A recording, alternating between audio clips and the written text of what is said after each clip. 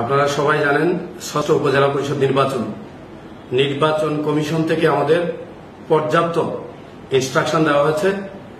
আগামীকাল নির্বাচন অনুষ্ঠিত হবে। নির্বাচনের চূড়ান্ত প্রস্তুতি আমরা গ্রহণ করেছি। আপনারাও ছিলেন, দেখেছেন কিছুক্ষণ আগে নির্বাচনী ব্রিফিং হয়েছে। এই নির্বাচন কমিশন যেটা চায় একটি অবাধ, সুষ্ঠু, নিরপেক্ষ, গ্রহণযোগ্য নির্বাচন। এই নির্বাচনকে নির্বাচন কমিশনের চাহিদা মোতাবেক একটি অবাধ, সুষ্ঠু, নিরপেক্ষ নির্বাচন করার জন্য আমরা আইন শৃঙ্খলা রক্ষাকারী বাহিনী, বিশেষ করে পুলিশের পক্ষ থেকে পর্যাপ্ত নিরাপত্তা ব্যবস্থা গ্রহণ করা হয়েছে। আপনারা জেনে খুশি হবেন, যেহেতু 4টি ধাপে ইলেকশন হবে, আমাদের পক্ষে জাতীয় সংসদ নির্বাচনের চেয়ে এই নির্বাচন পরিচালনা করা কিছুটা সহজতর হয়েছে।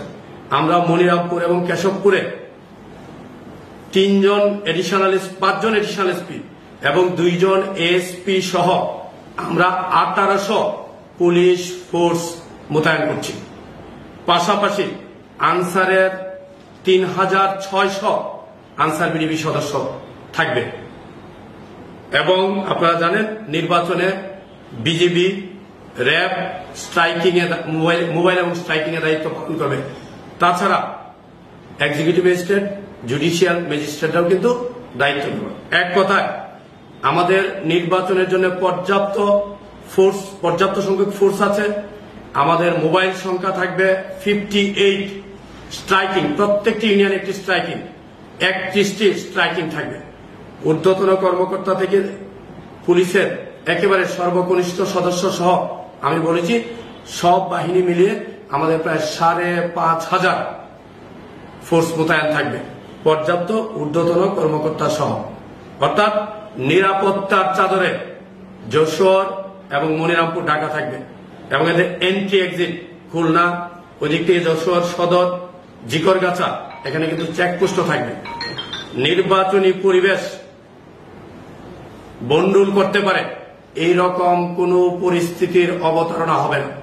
যদি নির্বাচনী আইন শৃঙ্খলা পরিস্থিতি, এলাকার সার্বিক আইন শৃঙ্খলা পরিস্থিতি বা নির্বাচনী পরিবেশ বিঘ্ন করার কেউ চেষ্টা করে, সেই দুষ্কৃতিকারী বা সেই অপশক্তির বিরুদ্ধে কঠোর আইনানুগ ব্যবস্থা গ্রহণ করা হবে। যে কোনো মূল্যে নির্বাচন কমিশন চাহিত একটি অবাধ, নিরপেক্ষ এবং সুষ্ঠু নির্বাচন করার জন্য আমরা বদ্ধপরিকর। পুলিশের পক্ষ থেকে পর্যাপ্ত নিরাপত্তা ব্যবস্থা গ্রহণ করা হয়েছে। গোয়েন্দা সংস্থারাও কাজ করবে, নির্বাচন কমিশন এবং নির্বাচন সংশ্লিষ্ট কর্মকর্তারা সংশ্লিষ্ট আছে। পাশাপাশি executive magistrate, judicial magistrate, answer, RAB, BGB আমরা একসাথে মিলে সবাই দায়িত্ব পালন করব।